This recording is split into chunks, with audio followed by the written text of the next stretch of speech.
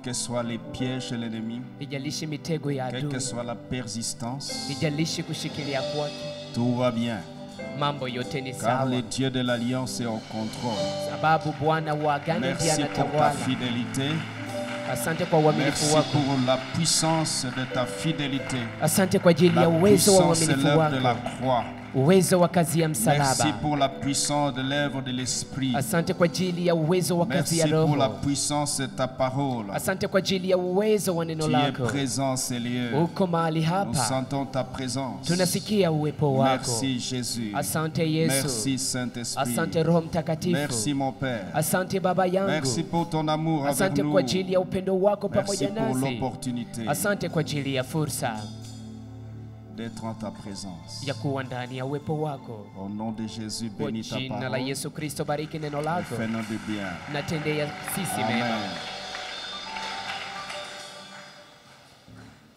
Shalom à tous. Shalom à tous. Nous bénissons le Seigneur cet après-midi. Parce que tu es présent. Il t'a aidé à être là. Parce qu'il a un but à atteindre avec toi. Alléluia. Amen. Nous sommes mardi. Mardi. Il reste quelques jours pour notre programme. Nous voulons commencer à avoir un temps de témoignage. Parce que Dieu est en train d'agir. Dieu est en train d'exaucer.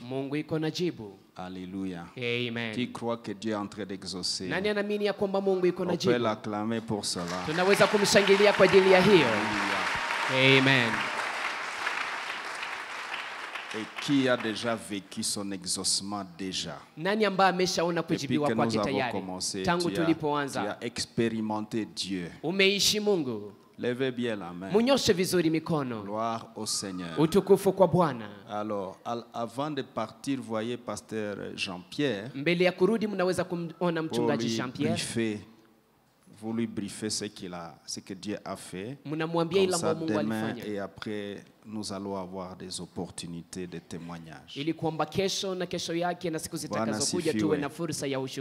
peut acclamer ce témoignage. Merci Seigneur pour ta fidélité.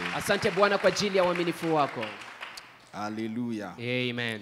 Alors hier, nous nous sommes limités à quelques exemples de rois qui sont devenus rois très jeunes. Nous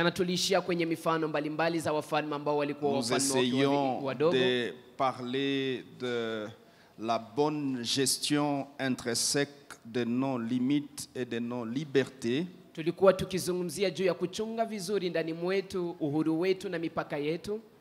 Dans ce chapitre sur se maintenir dans une alliance avec l'Éternel.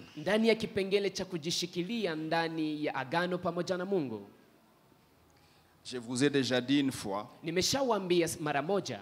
que la valeur d'une chose, c'est sa durabilité.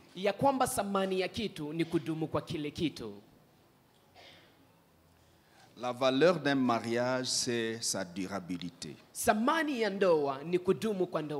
La valeur d'une voiture, c'est sa durabilité.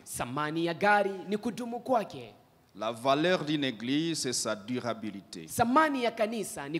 La valeur d'un ministère, c'est qu'elle dure jusqu'à la fin de son serviteur. De même, la valeur d'une alliance, c'est qu'elle dure non pas seulement jusqu'à la fin de notre vie, mais qu'elle aille jusque dans notre progéniture. C'est cela la raison de ce thème, de ce chapitre. Se maintenir. Dieu dit à Abraham et à sa descendance. Donc il parlait avec David. À lui parler de l'alliance, il dit, tu ne manqueras personne, tu ne manqueras pas quelqu'un sur ton trône. Mais il ajoute, Quand bien même ce sera ton descendant. Hata wakati itakuwa ni mzaliwa wako. S'il blague, je vais le frapper. Kama akicheza nafanya mizaha je le frapperai. Nitampiga. C'est-à-dire, yamaanisha, même s'il faudra que je frappe hata wakati itaomba nipige ta descendance, uzao wako, pourvu que ili kwamba mon engagement kujitolea kwangu perdure et aille jusqu'à la progéniture. idumu hadi endee uzao. Vous voyez pas, par exemple, lorsque le fils de Salomon, unaona wakati mwana wa Salomon, Jéroboam, Roboamu, il rejette les conseils des sages. Anakataa shauri ya wazee. En principe, kwa il kawaida devait être rejeté. angepaswa kutupiliwa. Mais Dieu lui fait garder ne fils que 2 tribus. Lakini Mungu anafanya kwamba alinde achunge Pourquoi tu kabila fais mbili. ça, Seigneur? Sababu gani unafanya J'ai une hivyo? alliance avec David. Sababu nina agano pamoja na Daudi. Et quand il rejette les conseils des Anciens, Na wakati anatupilia écoutez ce shauri za que wazee, les Anciens disent sikiliza ile ambao wazee dans leur wanasema. exclamation. Ndani ya kushangaa kwao, Ils disent, wanasema, qu'est-ce que nous avons alors avec David? basi tuna nini tena pamoja na Daudi? David, c'est un arrière-grand-père. Daudi ni babu. Qu'avons-nous alors avec David? Tuna nini pamoja na Daudi? Ça veut dire il donnait un conseil Yamaanisha walimupa à ce shauri petit, à ce jeune roi, kwa huu mfalme kijana, espérant wakitamani qu'il va wakifikiria fonctionner comme grand-père David, ya kwamba atatumika kama vile babu yao espérant Daudi, wakiwa qu'il wanatumaini va se considérer comme fils de David, ya kwamba atajikamata kama vile mtoto wa Daudi, espérant wakitumaini qu'il va se rappeler de l'onction sur David ya kwamba atakumbuka upako et juu ya des Daudi principes avec lesquels David a fonctionné. na kanuni ambazo Daudi alitembea Et nazo. les Anciens disent, Na wazee quelle wanasema, part avons-nous alors avec David? basi tunagao nini tena pamoja na Pour Daudi? nous, c'est David. Kwetu sisi ni Pour Daudi. nous, c'est le principe que David a appliqué. Kwetu sisi ni kanuni Pour nous, ambazo c'est Daudi l'onction qui alitimiza. était sur David. Kwetu sisi ni upako Et uliokuwa le juu ya principe Daudi. que nous suggérons à ces jeunes hommes, Na kanuni ambazo ce sont les tunamwambia principes que kijana nous avons afanye. conseillés à David, il a réussi. Ni hizo kanuni tulizomshauria Daudi na kafaulu. La Bible dit, Na Biblia et inasema, le peuple se dispersèrent, na watu wakatoweka et le pays fut divisé. na nchi C'était la ikatawanyika. débandade. Ilikuwa ni mchanganyiko mkubwa. Lorsque le peuple est venu Wakati watu walikuja pour écouter les discours du roi, kwa ajili ya kusikiliza hotuba ya mfalme, et que la suite de ces discours, na kwamba inayotokea C'est ndani ya un hotuba fiasco. yake ilikuwa tu ni le roi mambo même avait peur mabaya. qu'on les tue. Na alikuwa naogopa hata wamuue. Qu'est-ce que j'essaie de dire? Napima kusema L'alliance que Dieu a conclue avec David agano ambalo Mungu alifanya na Daudi fait que Dieu préserve quand même ce petit ici. inafanya kwamba Mungu anamchunga tu Il lui mtoto. garde quand même 2 tribus. Anamuachia tu kabila mbili. Quand je lis la Bible, Ninaposoma Biblia de Genèse à Apocalypse, kuanzia mwanzo hadi je Ufunuo, constate une quête insupportable de Dieu vers l'homme. naona Mungu ambaye anatafuta mwanadamu kwa shauku Dieu kubwa. cherche l'homme au Mungu point anatafuta que j'ai mwanadamu. pitié de Dieu. Hata mimi naanza kumsikilia Mungu. Lisez huruma. la Bible. Musome Depuis Biblia. Genèse jusqu'à la fin, Tangu mwanzo hadi mwisho. Dieu souffre. Mungu Ce anateseka. matin, je méditais, je me suis même dit, mais Seigneur, Asubuhi ya leo nilikuwa natafakari on na pourrait sema, dire ungepaswa kusema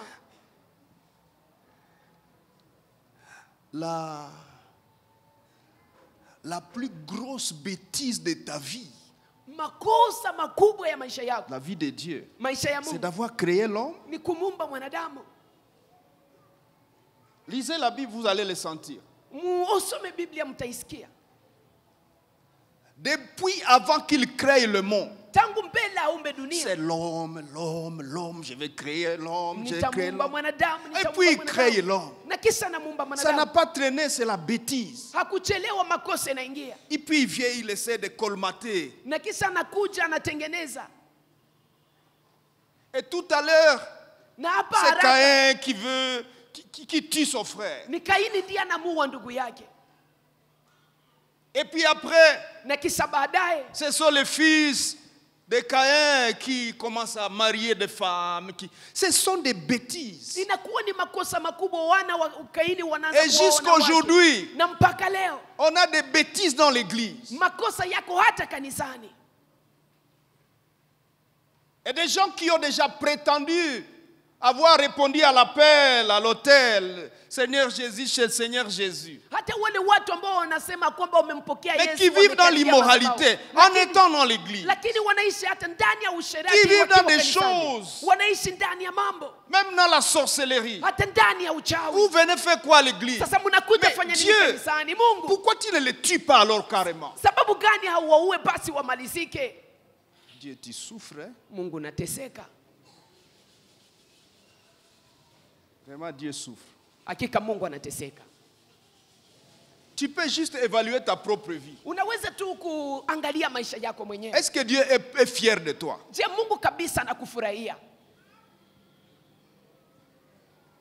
Demande à ton voisin, mon voisin, est-ce que vraiment Mungu est fier de toi? Mon voisin, est-ce que Dieu est fier de toi? Mais répondez-lui.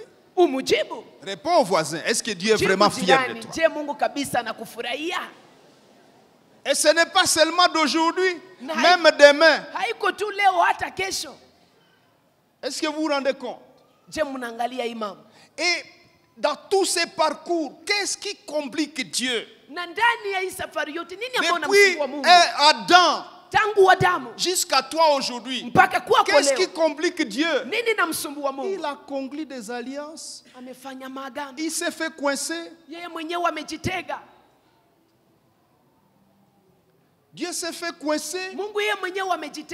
Depuis Adam et dans toute la suite de cette alliance. Aujourd'hui, nous sommes dans l'alliance avec Jésus-Christ, la nouvelle alliance. Regardez comment les gens sont en train d'aller en affaires. Malgré la nouvelle alliance, où Dieu a donné la loi, ça n'a pas marché. Il dit ok, je donne la grâce. Pourquoi tu donnes la grâce? Pour que le plus grand nombre profite.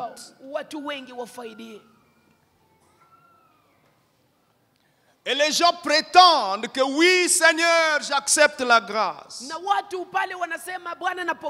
Et après, dans la grâce, on se demande, c'est qui ça même?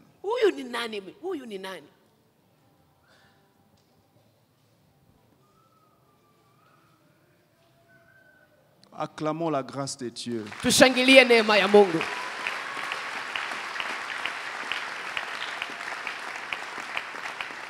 Maintenant, je vais te donner un petit devoir. Pose la question à ton voisin. Dis-lui, est-ce qu'à partir d'aujourd'hui, tu peux essayer d'être gentil avec Dieu? Demande-lui si tu peux essayer vraiment d'être gentil avec Dieu.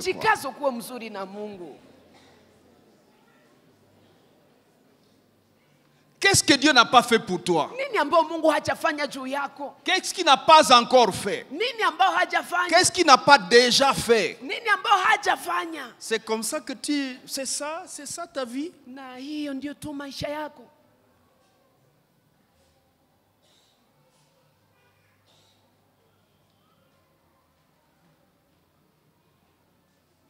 Seigneur, aie pitié de nous. Bwana, utusikilie huruma. Aie pitié de nous.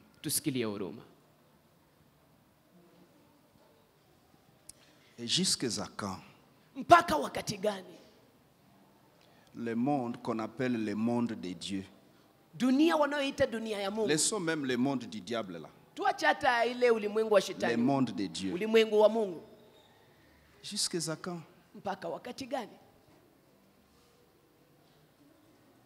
Qu'est-ce que tu fais là? Et tu as encore combien de jours pour ça? Des relations non autrement identifiées. Des guerres contre l'inconnu. Tu as encore combien d'années pour faire ça? Tu maîtrises ta vie. Tu as le dernier mot sur ton existence. Wewe ndio na neno la mwisho juu ya kuishi kwako. Lèvons-nous un instant. Tusimame kwa muda. Lèvons-nous s'il vous plaît. Tusimame tafadhali. Je ne sais pas pourquoi Dieu nous conduit comme ça. Vous savez, quand Dieu veut faire de grandes choses, parfois il présente des exigences. Unajua wakati Mungu anatamani kufanya mambo makubwa, mara analeta mapasho ya kufanya. Qu'est-ce que tu veux faire ce soir? Wahitaji kufanya nini jioni ya leo? Pourquoi tu nous parles comme ça? Sababu gani unaongea nasi namna hivi? Seigneur, nous sommes habitués à ce que tu sois juste grâce. Bwana, tunazoea ukuwe tu neema, neema. Ne nous donne pas d'exigence. Usitupatie masharti. Laissez-nous, Seigneur. Usituache Bwana. Tu es plein de grâce, tu as un grand cœur, ça suffit. Laisse-nous comme ça. Inatosha, tuache hivi.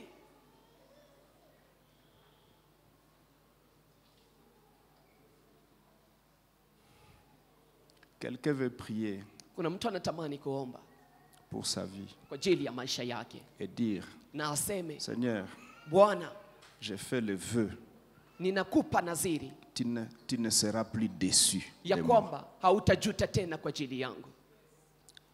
Est-ce qu'on peut faire ce vœu devant Dieu avant de Je, continuer? tunaweza toa naziri hii mbele za Mungu mbele ya kuendelea? Et si tu as une série de choses pour lesquelles tu es tout à fait conscient que Dieu est déçu de toi pour ça, na kama una mambo mbalimbali ambao unajua ya kwamba Mungu anajuta kabisa kwa ajili ya hiyo, omba commence à msamaha. prier. Anza kuomba. Commence à prier. Demande pardon. Omba Mungu msamaha. Sois sincère et vrai. Ukuwa wa kweli mbele za Mungu. Il est écrit, si vous confessez vos péchés, il est fidèle et juste imeandikwa mkikiri dhambi zenu, yeye ni mwaminifu na mwenye haki, pardonner ou purifier de toute iniquité. Kwa kuwasamehe na kuwatakasa na uzalimu wote. Seigneur, Bwana, ma vie laisse à désirer. Maisha yangu ni ya kuchutisha. Seigneur, ma vie te fatigue. Bwana, maisha yangu ya kuchosha.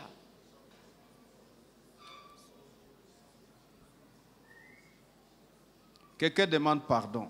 Kuna mtu anaomba Mungu msamaha. Oh, pardonne-nous, Seigneur. Nous voulons être ton extension, mais tu vas être extension dans quoi ça? Ça dans quoi même? Dans quoi? C'est quelle vaisselle dans laquelle tu veux venir remplir? C'est quel genre d'hommes et de femmes tu voudrais venir? Seigneur, Seigneur, s'il te plaît, aie pitié de nous.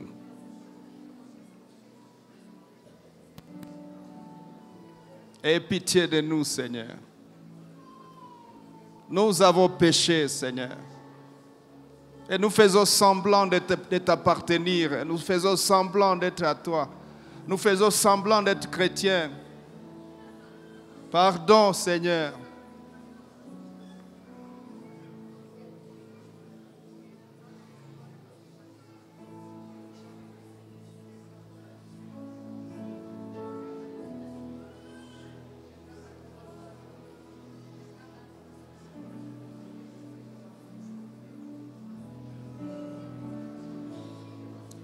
Rabashanta ite kola shekele. Ishe dori saba ne kanise kidela shati lugaba sampre pasi. Riba yakanedi sheli kolo sotila. Malije la koria bakanta yasata.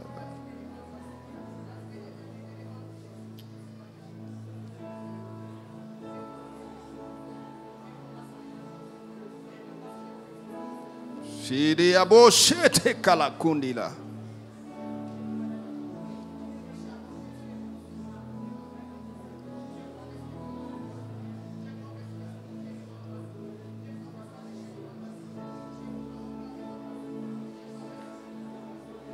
Lèvons nos mains, on va prier ensemble. Tunyoshe mikono yetu, tutaomba pamoja.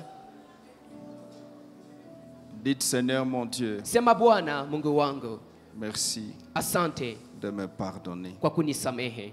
Ce soir, jioni ya leo,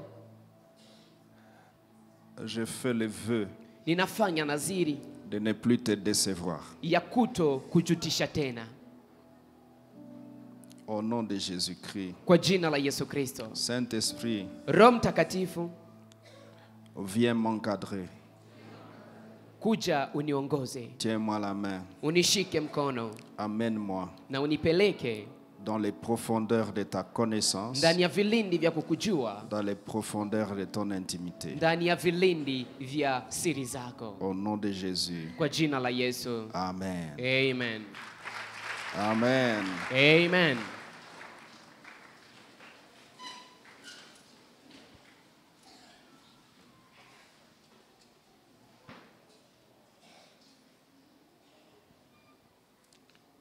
Alléluia. Amen. Nous parlions de roi parce que la grandeur, on pourrait dire la grandeur sur la terre et selon l'homme, c'est la royauté, c'est la présidence, c'est le leadership au sommet. Tulikuwa tunaongelea wafalme sababu kufuatana wanadamu kubwa ni kukua juu, les kukua communs mfalme. des mortels envient, luttent pour qu'un jour il soit lui aussi parvienne à cette sphère de grandeur. Na watu wengi duniani wanapigana, wanafanya yote ili wafikie kiwango hicho cha ukubwa. Et la plupart des nations souffrent Na mataifa mengi yanateseka à cause sababu de la difficulté ya ugumu du roi wa mfalme de gérer wa kulinda ses limites et ses libertés. mipaka yake na uhuru wake. La plupart des églises souffrent Makanisa nyingi yanateseka parce que leurs pasteurs sababu wachungaji wao ont des difficultés wanayo shida à gérer leurs limites kwa kuchunga mipaka yao et leur liberté. na kuchunga uhuru wao. La plupart des couples Ndoa nyingi sont en détresse zinateseka parce que sababu les conjoints mwenzi wa ndoa a difficile anayo ugumu à gérer kwa kuongoza, kutawala la notion des limites et des libertés en tant qu'épouse ou en tant que mari. kitu inayoitwa uhuru ama mipaka kama vile mume ama Ça mke. pouvait paraître un petit point, un petit sous-point de ce chapitre. Ingepaswa onekana kama vile nukta ndogo ya hii kipengele. Mais si tu mesures la portée de cette réalité, Lakini kama unaweza kupima uwezo wa kweli huu, nous méritons qu'on en parle davantage. tunastahili kwamba tuweze kuizungumzia tena La zaidi. destinée de beaucoup d'hommes et de femmes Hatima ya wanaume wengi na a wanawake été wengi gâchée imeharibika simplement sababu tu au niveau de la gestion des libertés et des limites. kwa ngazi ya kujua kuchunga uhuru na mipaka. Lorsque tu es grand, Wakati wewe ni mkubwa, lorsque tu es élevé, wakati wewe unainuliwa, lorsque tu as ce que l'on peut appeler un critère de référence, wakati una ile ambao wanaweza kuita kama vile kanuni ambayo inakuwa kama vile ça mfano, t'expose tout de suite à cette réalité de limites et liberté. hapo hapo inakuweka mbele ya hiki kitu wanaoitwa Et uhuru parmi na mipaka. les considérations, hier nous avons parlé Na de miongoni mwa la vitu tendance du cœur de tulivyozungumzia l'homme à aller plus sur ses droits, ses libertés, aller plus sur le terrain de la jouissance, tumezungumzia kwamba moyo wa mwanadamu unaelekea sana kwenye uwanja wa uhuru, et kufurahia, difficilement sur le terrain de la conscience de ses limites. na mara haielekee kwenye ile uwanja wa mipaka yake.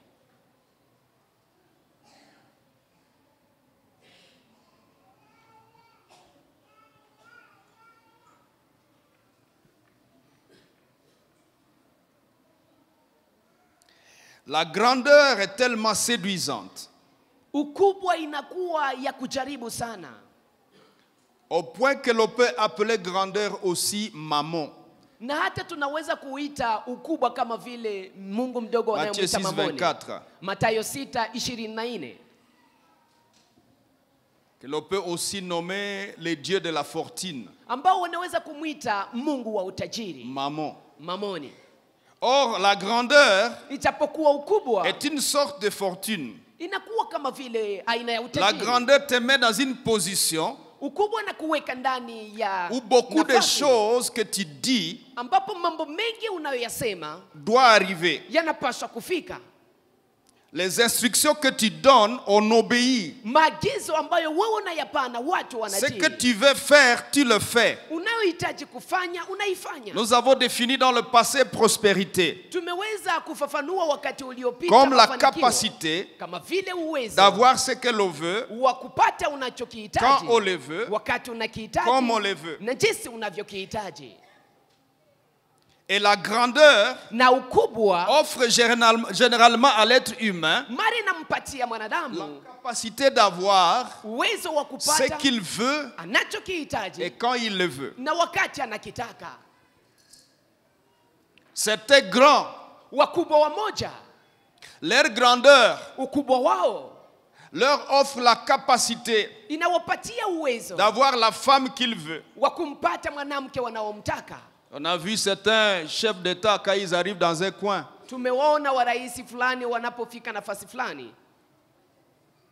Comme ils ont l'argent, on va dans la ville, on cherche les belles femmes, on les lui amène. Il est grand, il est prospère, même avoir les femmes qu'il veut. Il y a des malheureux serviteurs de roi qui sont chargés de chercher des femmes au roi. Qu'est-ce que tu fais là? Je suis grand. J'ai la liberté de jouir de ma grandeur. Tu es peut-être devenu grand dans un certain domaine, non? Tu es le numéro 1 de, comme on aime le dire actuellement. C'est moi le numéro 1 de. Normalement dans notre entreprise, c'est moi le numéro 2. Le numérisme ou le numéroïsme te donne une sorte de grandeur. Mais fais gaffe. Partout où il y a grandeur, il y a la séduction de la liberté. Il y a la pression de la liberté. Il y a la pression de ton cœur. Il y a la pression culturelle. Parce que dans la grandeur, il y a toujours eu des grandeurs dans la vie, dans l'histoire. Et il y a des cultures qui se sont développées autour des grandeurs. Au point que les gens, quand ils deviennent grands, même dans le monde de Dieu, ils retournent récupérer la culture des grandeurs du monde et ils se l'appliquent dans le monde de Dieu. Même le concept ministre de Dieu a séduit beaucoup de pasteurs. Les gens ont dit, je suis ministre de Dieu.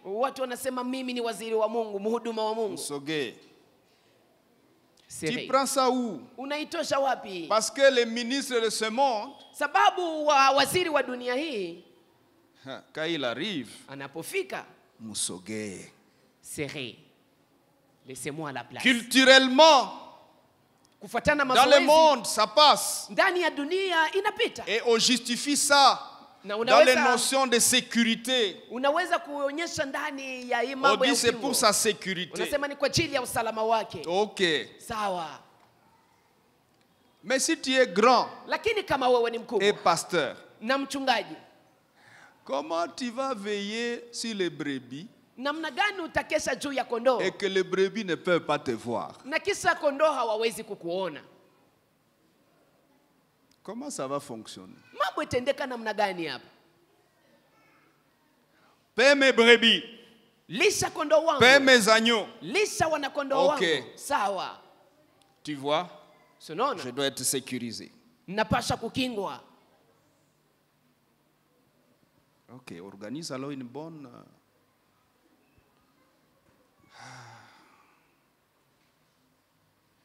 La grandeur. Ukubwa. La grandeur est comme maman. Ukubwa ni kama mamoni. Et si tu ne fais pas attention, na kama ufanyangalisho, ta grandeur devient un Dieu. Ukubwa wako unageuka Mungu wako. Et quand ta grandeur devient un Dieu, na wakati ukubwa wako unageuka Mungu, tu entres en conflit direct unakorogana pale pale avec le Dieu de l'alliance. Pamoja na Mungu wa agano. Bwana asifiwe. Amen. Bwana asifiwe. Amen. Il est écrit de Jésus.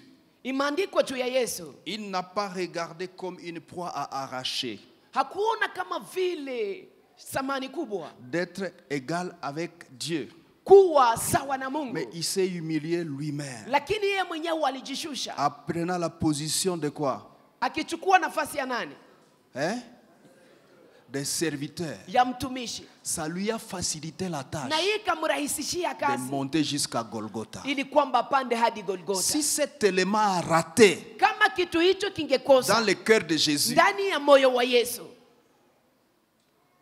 il aurait eu plaisir angekuwa na furaha lorsqu'il se lève wakati anainuka et que les bourreaux sont venus l'arrêter. Na kisha wakati askari wamekuja kumsimamisha. Qui cherchez-vous? Anauliza swali, nous cherchons Jésus. Wanasema tunatafuta Yesu. Et il leur dit c'est moi. Anawaambia ni mimi. Et tout s'écroule. Na wote wanaanguka. Ça fait bien, non? Sinafurahisha. Ils viennent pour la deuxième fois. Wanakuja mara ya pili. Il leur dit, vous cherchez qui? Anawaambia mnatafuta nani? Il dit, nous cherchons Jésus. Wanasema tunatafuta Yesu. La phrase dans la bouche de Jésus. Msemo ndani ya la phrase c'est moi. Ile msemo ni mimi. C'est moi. Ni mimi. Les voilà. Je crois que certains se blessaient même. Wote wanaanguka. Nafikiri kuna wale walioumizana. Qu'est-ce que tu viens de dire c'est moi? Umesema nini ni mimi? En fait, tu viens de dire je suis. Umesema niko. Or je suis signifie na niko inamaanisha l'Éternel. Signifie Yahweh. Inamaanisha Yahweh. Vous voulez arrêter Yahweh? Mnatamani kumfunga Yahweh nyinyi. Il dit c'est moi. Anasema ni mimi.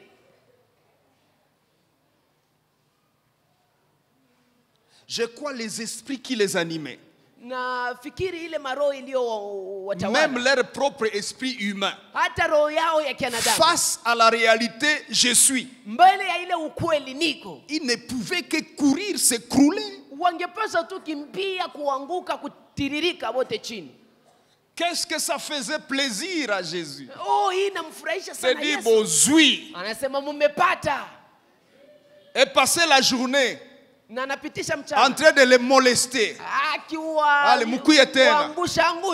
Ils viennent encore. Il leur dit je suis, c'est cruel. Jusqu'au soir, ils allaient partir.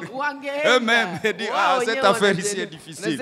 Ou petit ou moumouach, il m'a envoyé tout à Malizika. Et c'était allé mourir dans cette affaire-là.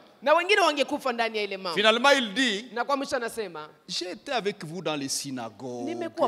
J'étais avec vous dans les campagnes d'évangélisation. Qu'est-ce que vous avez trouvé de mal?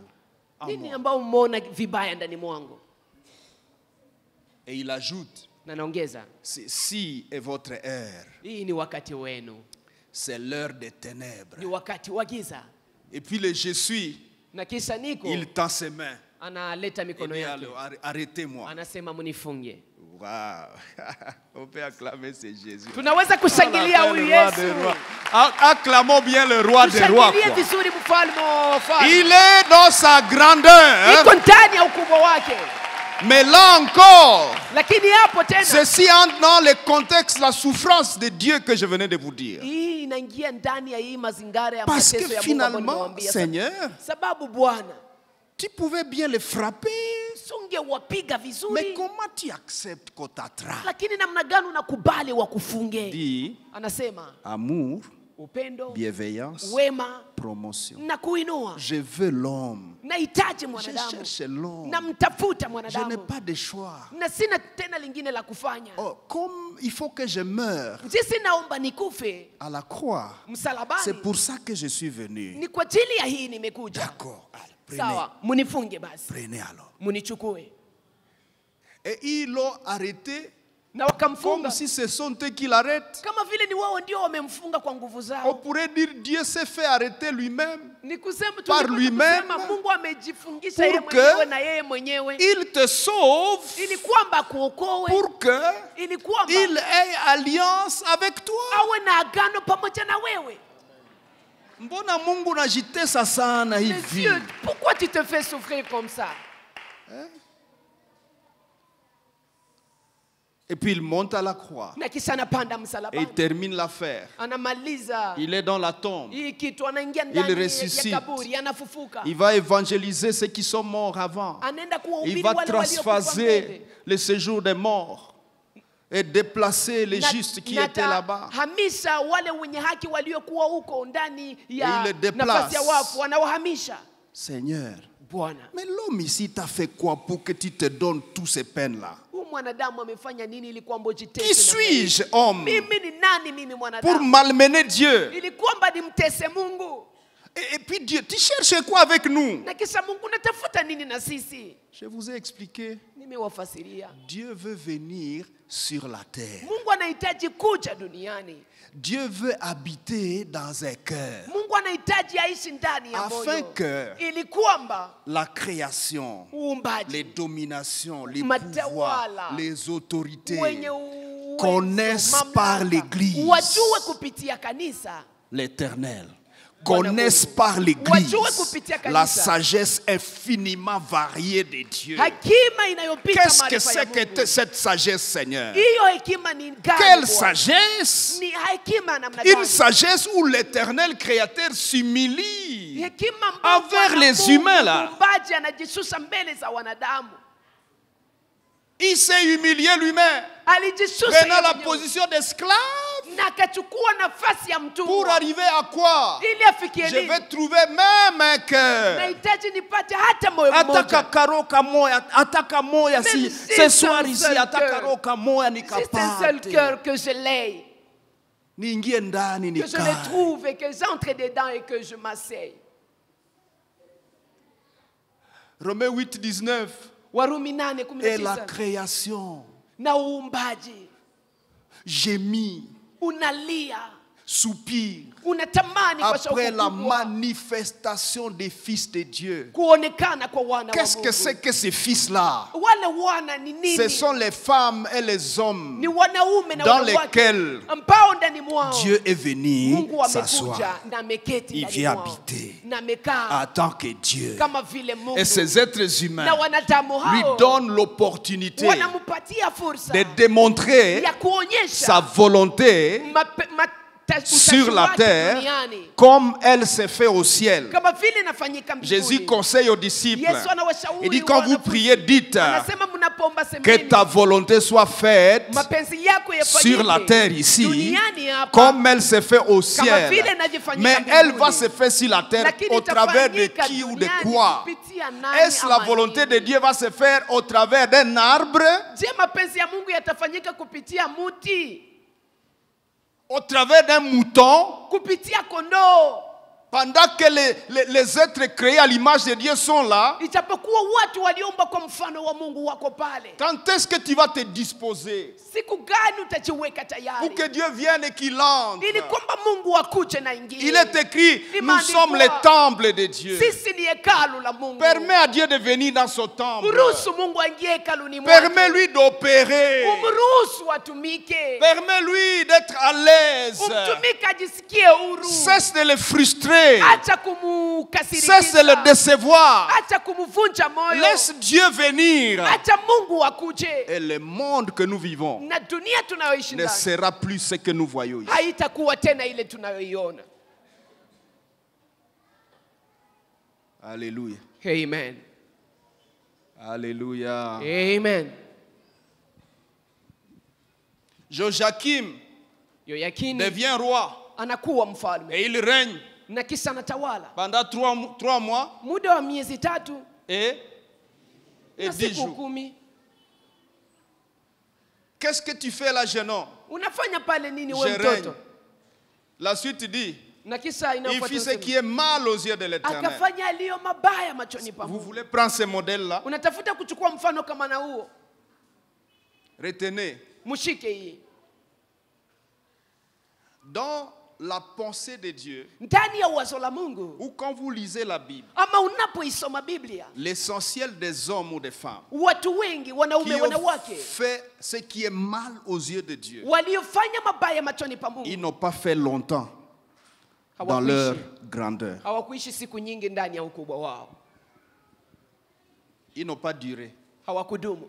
Mais les gens qui ont fait du bien devant Dieu, Lakini watu waliofanya mema mbele za Mungu, leur grandeur a duré. ukubwa wao Ils ulidumu. ont fait des années Walifanya dans miaka leur grandeur. ndani ya ukubwa wao. Et c'est ça qui va être ton cas à partir de maintenant. Na hii ndio takuwa maisha yako kuanzia Dans le sasa. nom de Jésus-Christ, Kwa jina la Yesu Kristo, quiconque va s'engager yeyote à atakayejitolea faire ce qui est bien aux yeux de kufanya l'Éternel, yaliyo mema je machoni pa Mungu, déclare natangaza que ta vie ya kwamba maisha sera yako longue. yatakuwa Tu marefu. diras comme David, Utasema kama Daudi, heureuse vieillesse, utakuwa na uzee wa heri. richesse Utakuwa na uzee et gloire. unaojaa Que utajiri. Dieu na te utukufu. donne une fin comme celle-là. Acha Mungu akupe mwisho kama na huo. Une heureuse vieillesse Uzee wa furaha remplie de unaojaa, de joie, unaojaa furaha, remplie de bonheur, unaojaa heri, remplie unaojaa, mais le tirer, unaweza kuweka vistari, rempli de unajaa. tu peux ajouter le tirer. Unaweza kuongeza Je mambo vous ai dit que unayotaka. Dieu accepte nous donne la latitude Nimewambia kwamba de Mungu demander plus anatupatia que ce nafasi qu'il nous a déjà donné. ya kuomba zaidi kuliko hilo ambalo Donc quelquefois nous pouvons ameshatupatia. ajouter le tirer. Ni kusema mara tunaweza Et Dieu les kuongea remplit. vitu vingine na Mungu atavijaza. On acclame le Seigneur. Tunamshangilia Bwana. Si Jésus, pour ta grâce. Asante Yesu kwa neema yako. Alléluia. Amen.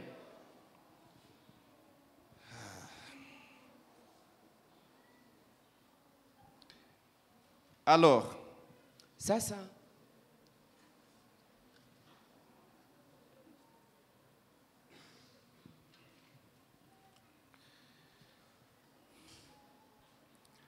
pour se maintenir ili kwamba ujishikilie dans l'alliance avec Dieu, ndani ya agano pamoja na Mungu, il faut vaincre la pression inaomba kushinda kusukumwa de nos cœurs tortueux na mioyo zetu zilizo ngumu et la pression na culturelle, kusukumwa na mazoezi, la pression culturelle de la grandeur.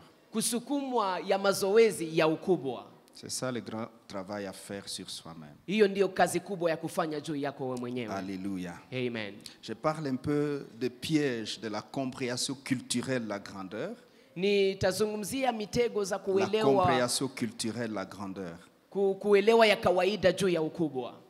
Dans 1 Samuel chapitre 8 versets 11 à 17, Ndani ya Samueli wa kwanza 8:11 hadi le peuple 17, se rend compte que leur roi c'est Dieu lui-même. watu wanagundua ya kwamba mfalme wao Il ni a Mungu fait la mwenyewe. fierté de ce peuple. Na amekabisa fanya Mais furaha ya finalement, watu hawa, na kwa Ils mwisho sentent la pression culturelle. wanasikia kama vile Ils voient toutes ces nations wanasukumwa na ile ambayo voisines inafanyika sont pembeni. dirigées par un roi humain qu'ils Na- voient, qui dirige leur guerre, etc. Na wanaona ya kwamba mataifa wanaowazunguka wanaongozwa na mfalme ambao ni mwanadamu ambaye anaongoza mambo. Et ils réclament un roi humain, eux aussi. Nao sasa wanaanza kudai wapate mfalme Qu'est-ce qui ambaye les ni pousse mwanadamu. à ça? Nini nawasukuma Ce kwa n'est pas hii? que Dieu est devenu faillible Si kusema Mungu ameshindwa à les diriger, kwa kuwachunga, mais ils veulent être conformes à la culture ambiante. lakini wanapenda wafanane na ile ambayo inakuwa kawaida Beaucoup inayozunguka de gens mahali vont pote. perdre leur alliance Watu wengi watapoteza agano à lao cause de cet effort d'être conforme à la culture. sababu ya kutafuta kufanana na ile ambayo inakuwa Que Dieu kawaida. te délivre de cette pression-là. Acha Mungu akufungue, Au verset akukomboe 19 à na ile 20. kusukumwa ile. De 1 Samuel 8, le Il- peuple refusa d'écouter la voix de Samuel. Ils dirent non, mais il y aura un roi sur nous, et nous serons comme toutes les nations. Notre roi nous jugera, il marchera à notre tête et il conduira nos guerres. Maintenant, posez la question à ces gens ici. Ça fait des années que vous marchez avec Dieu comme votre roi. Depuis quand Dieu a échoué dans une guerre dans laquelle vous conduisez? Et combien de fois ces gens que vous enviez, qui ont leur roi à leur tête, combien de fois ils ont échoué sur toute la ligne avec leur roi à tête face à vous qui n'aviez pas un roi à tête? De quoi vous souffrez, messieurs? Nous voulons être conformes aux autres nations. Quelle est la chose? La pression culturelle. Alléluia. Amen. Alléluia. Amen. Et pourtant, Samuel venait de les prévenir. Au verset 11 à 18. Et il leur a dit, écoutez, vous voulez un roi, mais faites attention, ces rois que vous enviez là, au plan culturel, dans leur grandeur, ils prennent. Vous pouvez lire les textes à la maison. Il prendra vos filles, il prendra vos femmes, il prendra vos brebis, il prendra. C'est comme ça la culture chez ces rois-là. Pourtant, notre Dieu, notre roi Dieu ne le fait pas. Notre roi Dieu est mieux que le roi culturel que vous connaissez. Alléluia. Alléluia. Amen. Et si tu veux échouer dans ta destinée ou dans ton alliance avec Dieu, essaye de te conformer à la compréhension culturelle de la grandeur.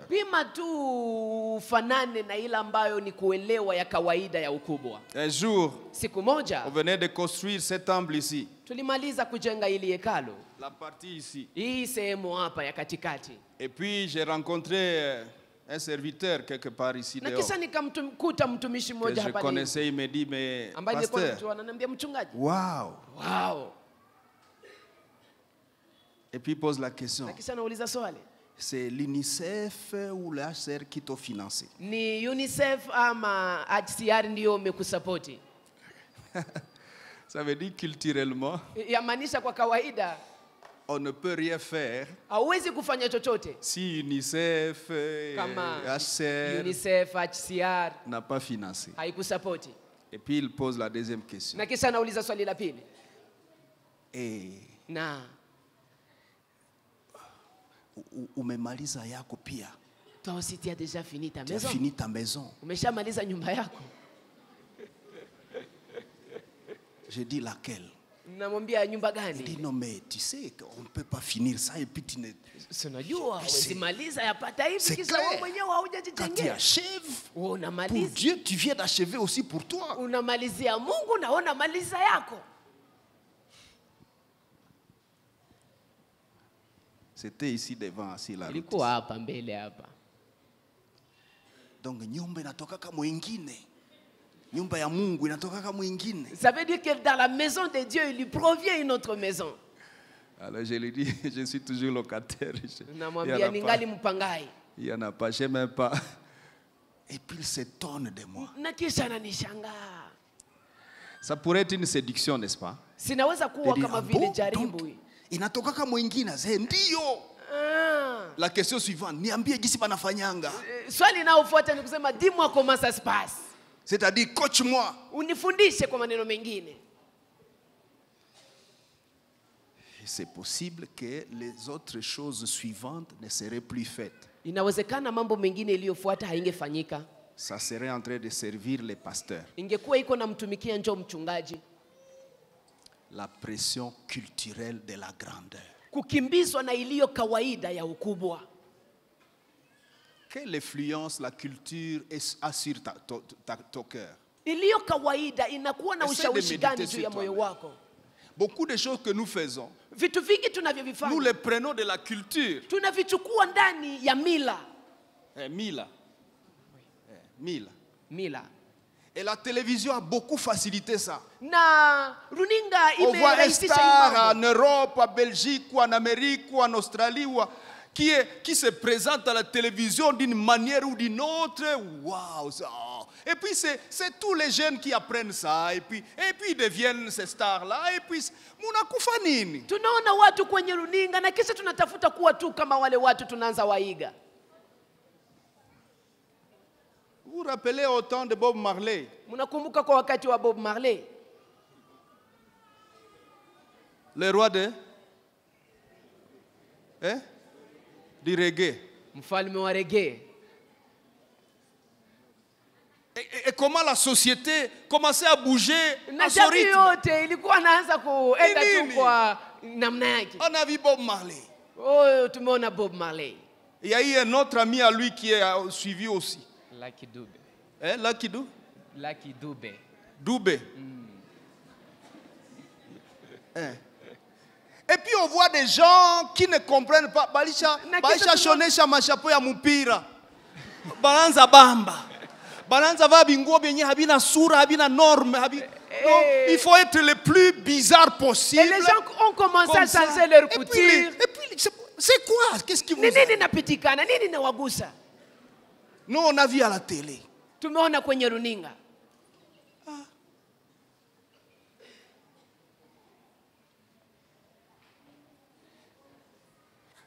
Vous voyez certaines choses dans l'église. Mnaona vitu fulani kanisani. Quand certaines femmes, je ne parle pas de vous et les femmes ici. Wakati wanawake wamoja haiko nyinyi ndio naongelea. On voit les gens habillés mal, un peu, on appelle ça sexy. Unaona watu wanavaa vibaya ila ambao wanaita sexy. Et puis ça devient la culture dans la société et puis le chrétien veut faire ça lui aussi. Na kisha mkristo naye anapenda afanye vile. Et comment on fait? Na tunafanya nini? Wanafanya nini? Cette robe là qui se termine par si je porte ça kukanisa yetu watanifukuza. Nikivaa hii on va me chasser à l'église. On met ça. Unaiweka. Mais on met un truc qui colle là. Na kisha unaweka kitu kanacho qui va continuer la distance jusqu'à là. Utakao endelea na kufunika ile nafasi pale. Et puis demain, na kisha kesho, ça va commencer à grandir. Itaanza kukomaa. Parce que ma richesse hapa il faut ionekane. Parce qu'il faut que ces richesses d'ici soient visibles. Maintenant, qui t'a ensorcelé? Ulikuwa sawa jana, unakufa nini? Tu étais bien hier. Qu'est-ce qui est arrivé aujourd'hui? Tu étais bien. Ulikuwa sawa. Tu étais bien hier. Ça commence à grandir, ça grandit, jusqu'à ce que ça dépasse la ceinture, ça monte, et le moutolou commence à rester dehors, et puis ça monte. Si on touche tout mango, utembe ville basse. Enlève juste les habits et commence à marcher. Enlève les habits et commence à marcher. Si utembe basse. Marche maintenant. La pression culturelle a fait perdre aux gens leur alliance avec Dieu.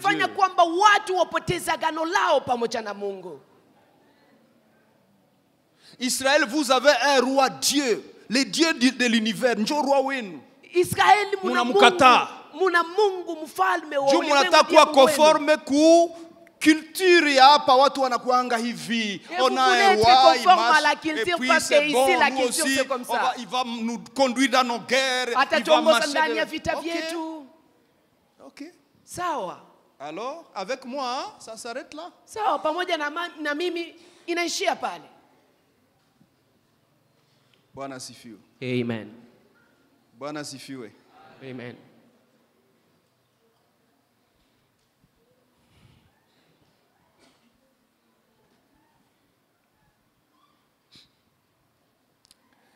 Quand vous faites les comparaisons entre le roi Saoul et le roi David, Ésaü, son petit frère Jacob, le prophète Élisée et les 50 fils des prophètes, Vous l'avez constaté ces phénomènes-là. Unapofanya utofauti kati ya mfalme Saulo pamoja na Daudi, wana wa manabii pamoja na Elisha. L'expérience de Saül, le roi Saül. Unaposoma à partir du chapitre 8 de 1 Samuel. Kuanzia sura 8 ya Samueli wa kwanza. Et dans les chapitres suivants. Na ndani ya sura zinazofuata. On peut dire ceci, Saül, il a bien commencé. Unaweza kusema Saulo ameanza vizuri avec gloire, pamoja na utukufu, mais il a été ravagé, lakini aliangamizwa par deux choses: na vitu viwili, son cœur tortueux, moyo wake mgumu, et la culture ambiante, na mila ambayo ilikuwa jusqu'à finir par égorger les prophètes et les sacrificateurs, na kwa mwisho wake akawachinja manabii na makuhani na akafanya la cité de Nod, akaangamiza mji wa Nobu, la cité des sacrificateurs, ambao ilikuwa ni mji wa makuhani. Il tue les hommes, les femmes, les enfants, les brebis, les moutons, génocide. Akawaua watu wote pamoja na manyama zote, akaangamiza kila kitu. Quand vous lisez l'expérience de David, unaposoma maisha ya Daudi, Samuel 16, ndani ya Samueli wa kwanza 16 na il commence bien, anaanza vizuri. Il a beaucoup de difficultés parce que le roi Saül le malmène pour les tuer. On pourrait dire pendant plusieurs années, le budget national, de Saül était destiné à attraper le petit oin. Ilikuwa tu inatafuta kumshika ule kijana mdogo ambaye amepakwa mafuta. Ule kijana mdogo ambaye amepakwa na kumuua. Laisse-moi te dire. Acha nikuambie. Quand on est des petits ouins, wakati uko mpakaliwa mdogo, on est intouchable. Hauwezi kuguswa. Ne touchez pas à mes oins. Msiguse wapakaliwa mafuta wangu. Saül va passer des années en train de chercher à tuer ce petit oin. Il est déjà oin. L'alliance que Dieu avait qui te couvrait toi, l'alliance s'est déplacée vers lui. Tu ne sauras pas les tuer. Frères, sœurs, toi qui es en alliance avec Dieu, laisse-moi te rappeler que l'ennemi ne saura pas te tuer. Même quand il mettrait tous les budgets nationaux pour t'ôter la vie, il ne saura pas, parce que le Dieu des cieux s'est engagé avec toi. Le Dieu des cieux a mis sur la table les garanties des alliés et il les applique sur ta vie. Tu ne mourras pas, tu vivras et tu régneras. Tu vivras et tu atteindras ta gloire. Tu atteindras ta grandeur, tu en jouiras et tu exécuteras les objectifs de Dieu jusqu'à la fin de ta vie, la vie que Dieu a préparée où tu te limiteras quand tu auras fini ta mission. Il en soit ainsi au nom de Jésus. Regardez Esaü et Jacob. Lutte commençait dans les seins maternels. Esaü, il est relaxé. Il vit relaxé. Lui, il est né. C'est lui l'héritier d'Abraham. C'est lui l'héritier d'Abraham. Bientôt, Isaac va lui céder les bateaux de commande. Les bateaux de l'alliance, les bâtons de l'héritage. Bientôt.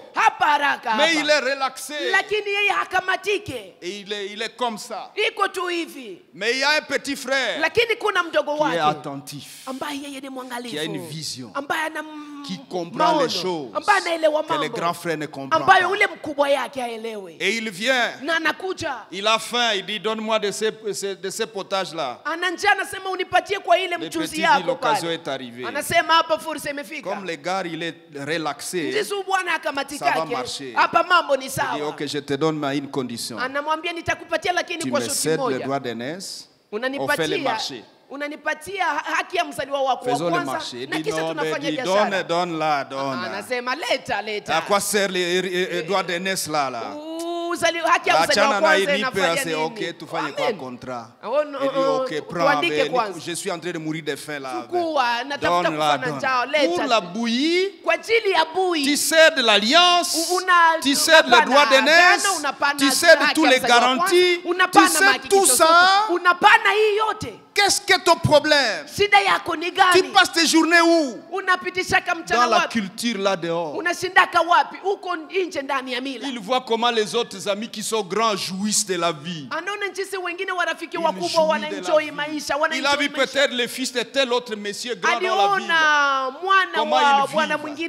Beaucoup de fils, des gens qui sont grands, n'est-ce pas que vous vous détruisez avec ça? Regardez la plupart des fils des grands. Qu'est-ce qui les tue? Ils regardent comment vivent les autres fils des grands. Et culturellement comment ils fonctionnent. Ils achètent des motos qui font beaucoup de bruit. Moi aussi j'achète moto qui fait beaucoup. Ou alors comme eux là ils ont fait moto, moi je vais acheter voiture qui fait beaucoup de bruit. Ou alors comme l'autre a fait moto, l'autre a fait voiture, moi je vais acheter hélicoptère qui fait beaucoup de bruit.